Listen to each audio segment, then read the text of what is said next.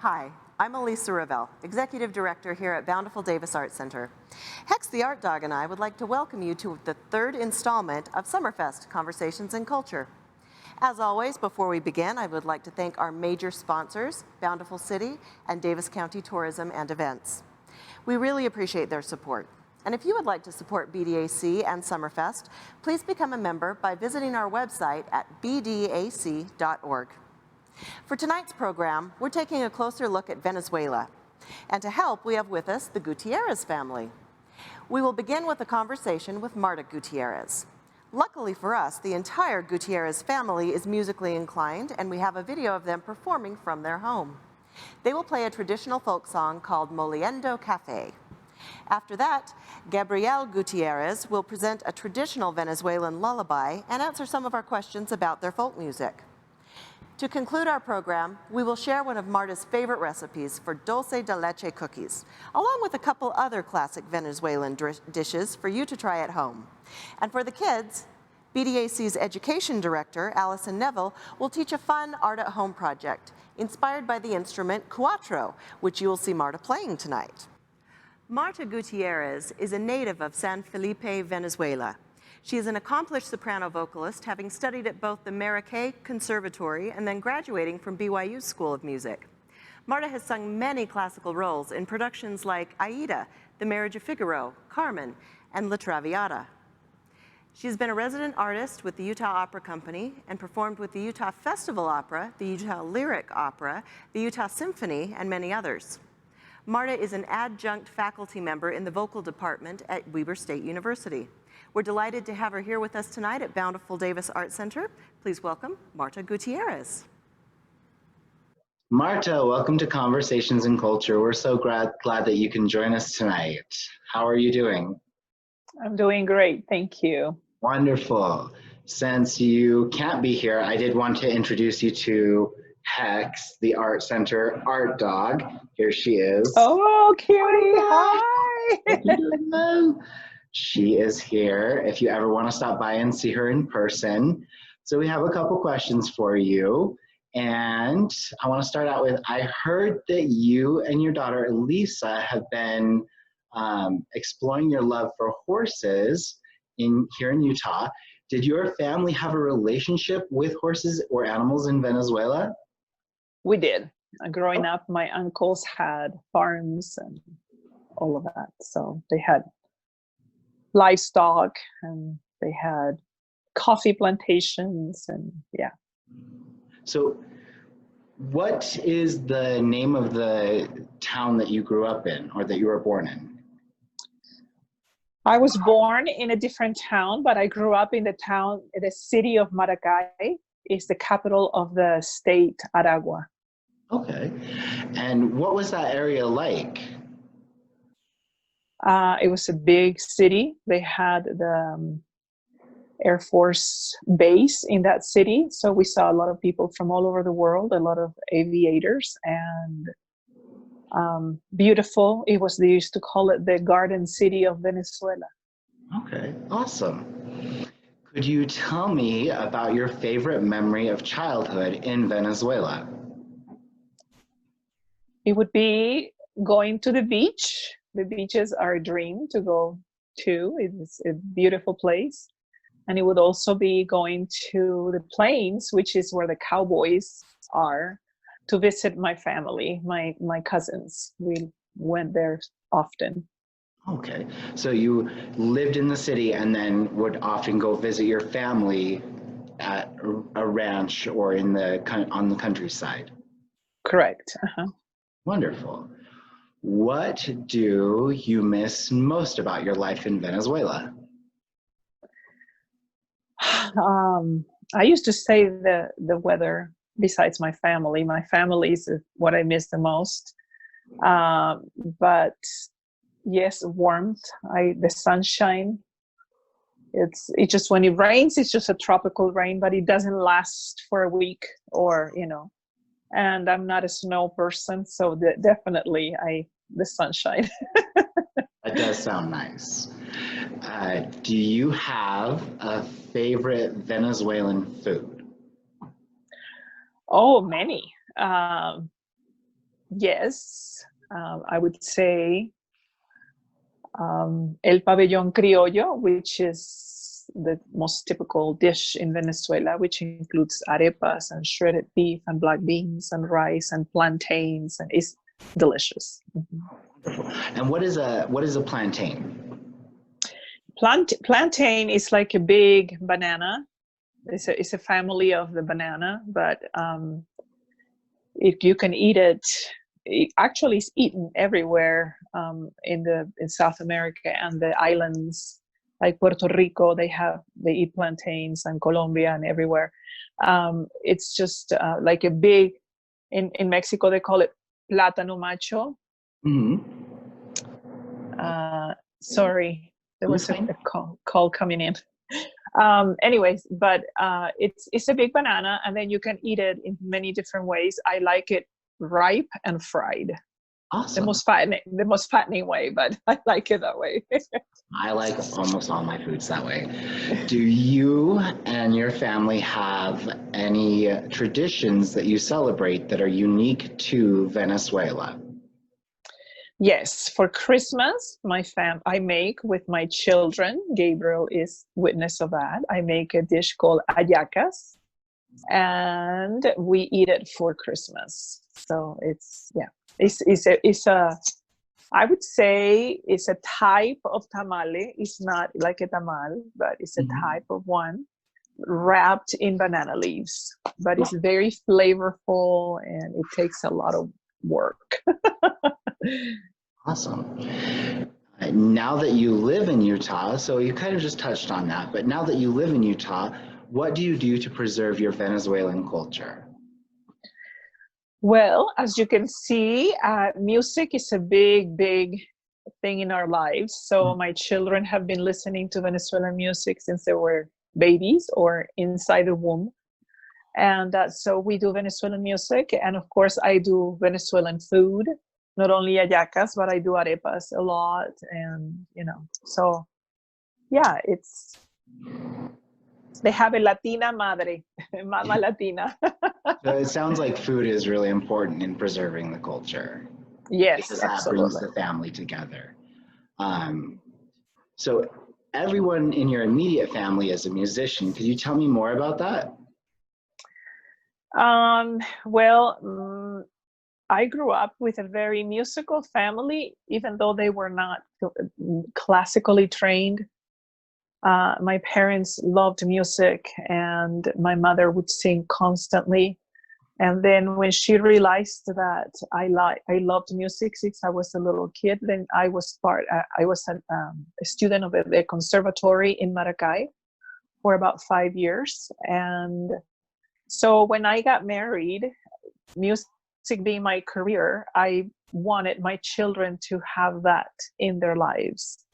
So that was something that it was important to me. And I decided with my husband that the children would have a musical education. So both of my kids have musical education. Okay. And is it true that your husband is also a musician? Yes, he's a musician in his own right. He's a rock and roll. A rock and roll? Crazy. Yeah. Awesome. A rock and roll crazy nut. Yeah. How did you two meet? We met, his girlfriend introduced us. Oh, is that a family secret? Should we not? No, no, we met on campus at BYU, and he was visiting, I was working, and so that's how we met. And then from then on, that's how, we're married. Okay. When you guys got married, did you have different opinions about wedding traditions that you wanted to incorporate? No, Venezuelan weddings are Western weddings. There is a lot of celebration, a lot of food, and a lot of alcohol. That's usually how it is. So, okay. Yeah. That sounds like a fun party. So with family living, do you still have family that lives outside of the U.S.? Oh, absolutely. Most of my siblings are in Venezuela. I have a sister in Spain. And yes, absolutely. My nieces and nephews, everyone is I only have one brother that lives here in the States. How do you maintain connections with family members in those other countries? WhatsApp and Facebook and social media mainly. Have there been any events that you haven't been able to attend just because of your location here in the United States that you've missed out on? All of them, mainly. All of them. Mm-hmm. That sounds like it would be a difficult thing. Have you had the opportunity to introduce your children to your siblings who live in other countries? Yes, both. We were fortunate before the country went communist. I was able to take my son and my daughter to Venezuela and for them to meet their extended family, their grandparents and cousins and uncles and aunts and all of that.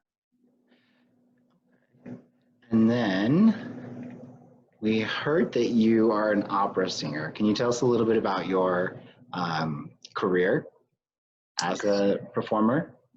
Well, I am a retired opera singer. I haven't performed for a while, but I was able to have a nice career, having my cake and eat it too. Even though I was a mom and I was teaching at the university, I was also performing with the Utah Symphony, the Utah Opera Company, the Utah Festival Opera Company, the Utah Lyric Opera Company, and several other symphonies that, local symphonies around the state. That's incredible. So I just have a few more questions.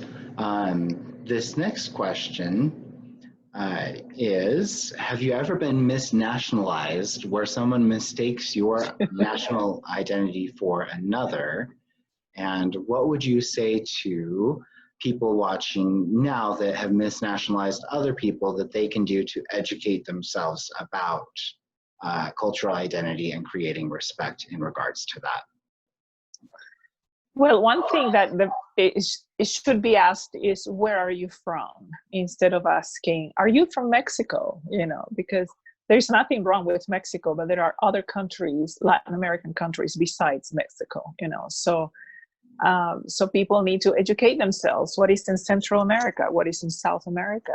People from Spain are not from Mexico, right? So they're Spaniards. So yeah, it would be nice, but at the same time, they hear an accent, they see that I'm dark, that I have black hair, so they probably just assume that. So assumptions, one of the things that is great, especially with what's going on right now in the nation, is to not make assumptions about other people because they're different. Yes, we're different. Yes, we have an accent. Yes, but that doesn't mean that we are a stereotype. That's what I'm trying to say. Okay. Have you faced cultural or racial prejudices since you've lived in Utah? Yes, I lived 2 years in Tennessee, and I lived 38 years in Utah. And yes, I have seen a little of that. I have also seen people that have been very gracious and very friendly and wonderful to me, and they accept me for who I was. I really didn't notice it much until I became a mother. Really? Oh yes, because I don't know, I just didn't care. I never seen myself as different from anyone because I don't see other people different than I am. But then when the racism was directed to my children, then I became mother bear, But it hasn't really affected me. I have seen it from, officers even, but it hasn't really affected me.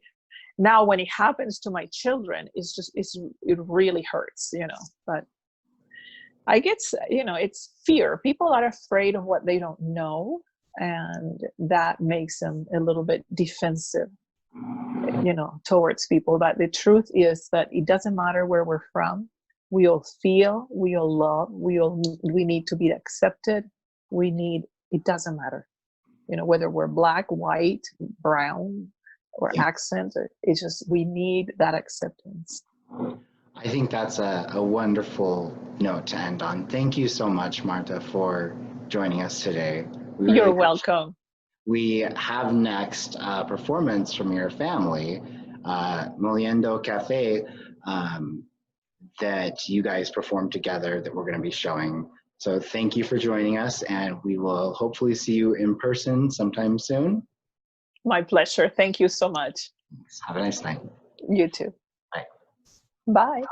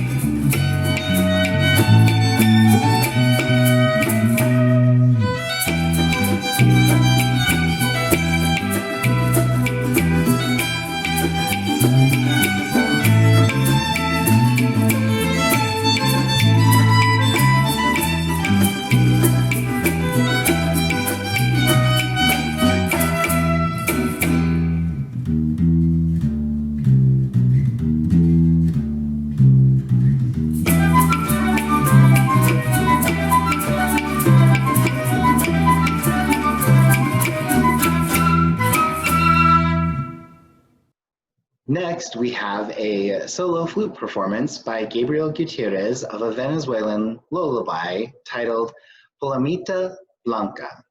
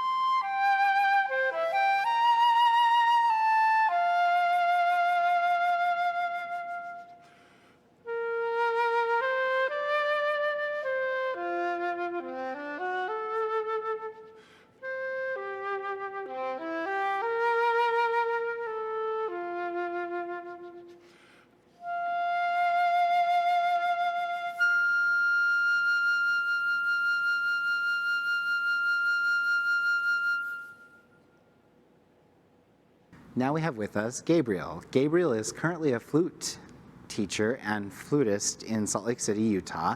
He was featured as a soloist with the El Paso Symphony Orchestra as a concerto composer winner. He has performed with professional orchestras in various states, including Texas, Utah, Ohio, and in Mexico. Gabriel has a Master of Music in Flute Performance from Bowling Green State University and a Bachelor of Music in Flute Performance from the University of Texas at El Paso. How are you doing, Gabriel? I'm doing great. How are you? I'm doing well. Thank you for being here. That was a really wonderful performance by your family. Thank you. It was fun. Can you tell us about the instruments that were used when you guys were performing that? Yeah, so as you may have recognized, we had some traditional instruments, which included the flute and the violin and the bass guitar. and then some maybe not so traditional instruments like the Venezuelan Cuatro, which is a guitar specific to Venezuela that literally just means fours because it has 4 strings. And then we had maracas, we had the rhythm sticks, and we also had some other percussion instruments as well. Awesome. And that was all of your family members performing, correct? Yes. Mm-hmm. Wonderful. Yeah. So that would include my mom and my dad, my sister, and then her husband, my brother-in-law, and myself, of course. Did you guys have to like rope him into being musically inclined, or did he come into the family that way? He actually was really quick to learn. We were really impressed by him. He's really awesome. Okay, awesome. Yeah. Are there other traditional songs that your family is working on preserving or perform regularly?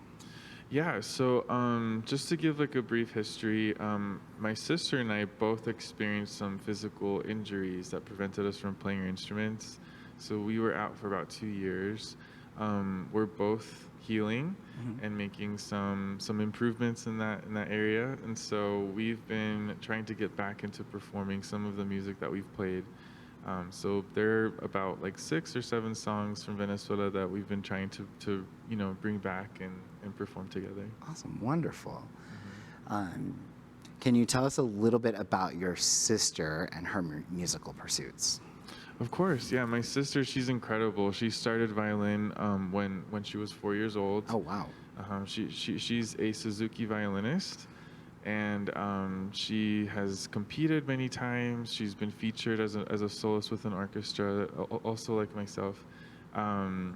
She was able to play with the Davis Youth Symphony with that, and other orchestras in the area.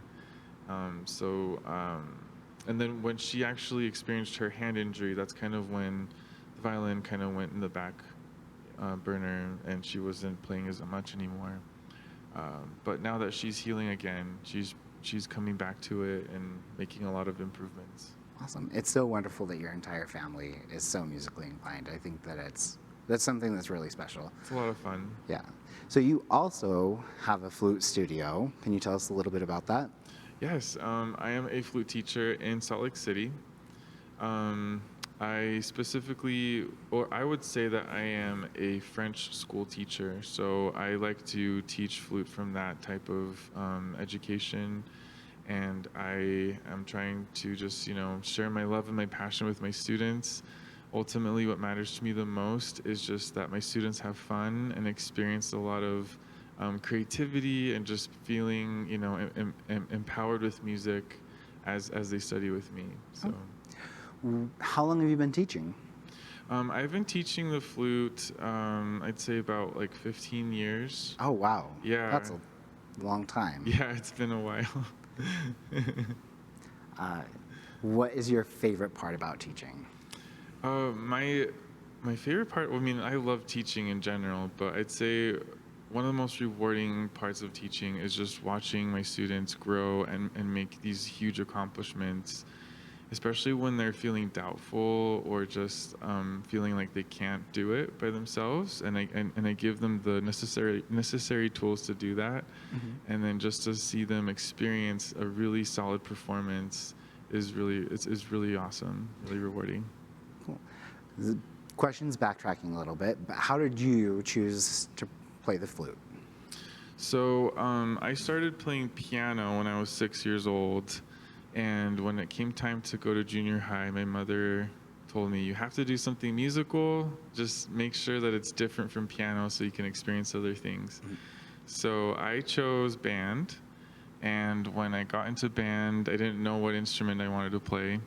My band teacher needed flutes, so I just saw it, I saw it as a small instrument, and thought, I don't have to lug this huge thing around. It's like easy to carry. So I chose it for that reason, and I just fell in love with it as soon as I started learning how to play it.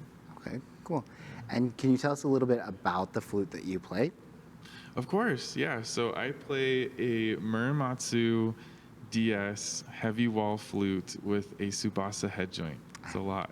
That is a lot. It happens to also be the same flute that Lizzo plays. Oh, so, Lizzo. Yeah, Lizzo's great. So awesome. We share that in common. Cool.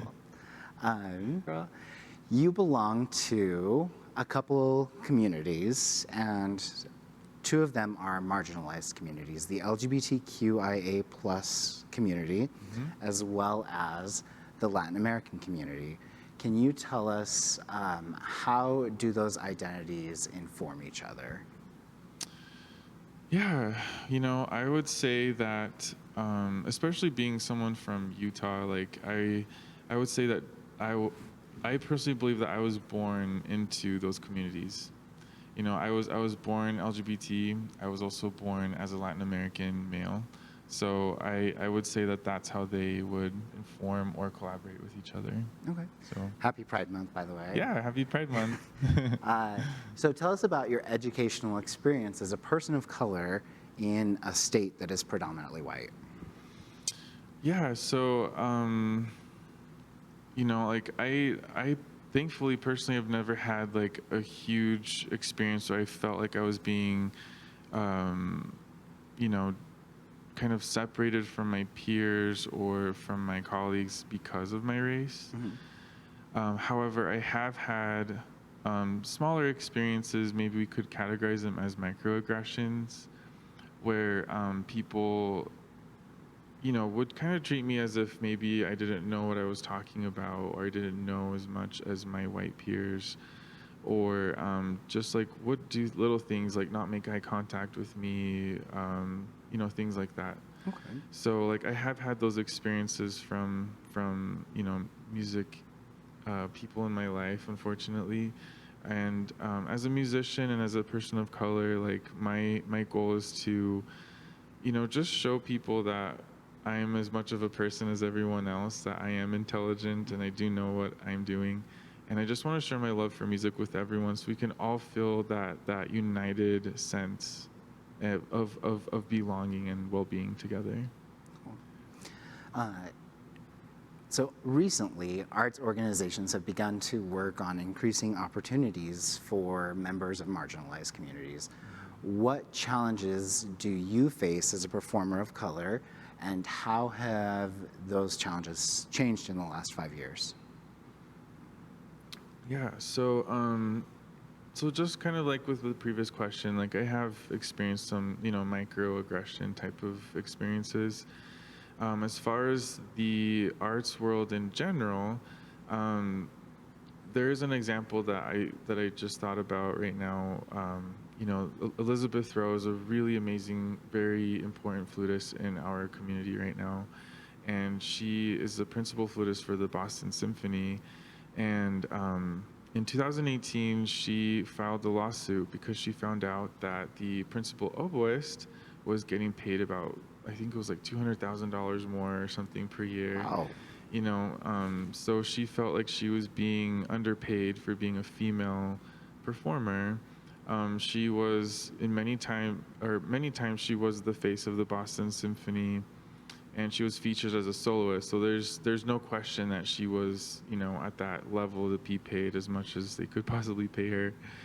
So there are some examples in the classical music industry where men do get paid more than women, and I know that a lot of arts organizations are trying to make an effort to change that. So I'm really happy about that, and I hope that progress continues. That's great.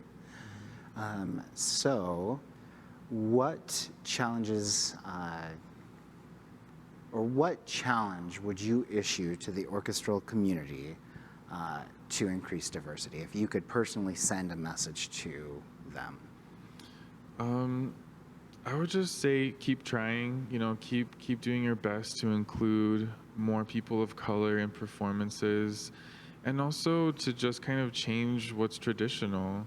A lot of times, I mean, I've been in the arts community since I was a child because my mother is an opera singer. So I experienced my first opera when I was, like 8 years old or something. And since that time, I've noticed that a lot of, white, especially males take the stage and, work these roles that are traditional to them. So I would really challenge arts communities to kind of challenge that a little bit. I want to see more female conductors. I want to see more people of color taking on roles that are not traditionally sung by people of color or performed by people of color. Okay. So that would be beautiful to see. That sounds like a great message. So if you're listening, he just told you what to do. Well, thank you for being here, Gabriel. It was really a pleasure to see your family's performance tonight and to learn about you, your mother, and your dad and your sister. Thank you.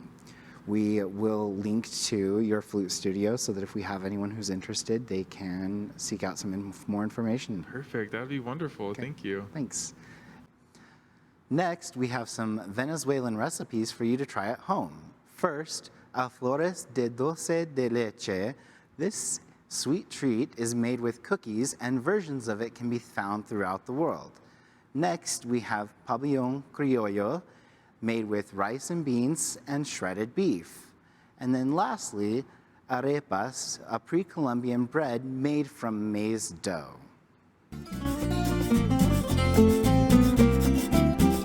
A la una, la luna, a las dos el reloj, que se casan la aguja y el granito de arroz. A la una, la luna, a las dos el reloj, que se casan la aguja y el granito de arroz.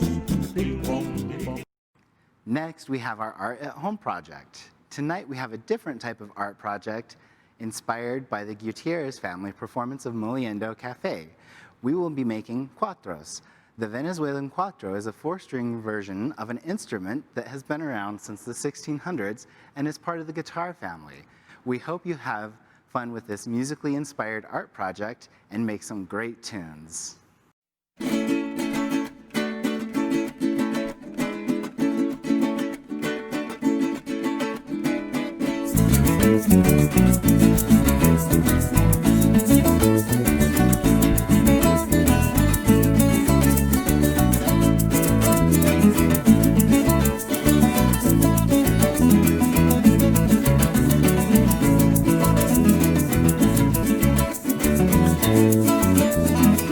La zapa estaba pariendo y el sapo estaba mirando.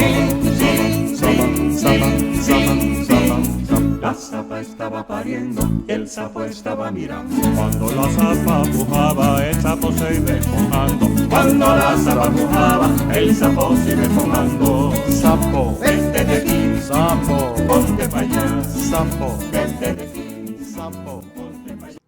Thank you for joining us tonight. We hope you enjoyed visiting with the Gutierrez family as much as we did and learning more about Venezuela. Thanks, Gabe. Thank you. A huge thank you to Summerfest's major sponsors, Bountiful City and Davis County Tourism and Events. You make this program possible. Thanks to our fantastic sound engineer, John Catlin, and to our dedicated Summerfest team, James Bates, Cara Krebs, and Alison Neville. You guys are the best. Please join us next Monday evening as we learn about South Sudan. Till then, take care, stay healthy. Buenos noches. Cuando Miranda soñó liberar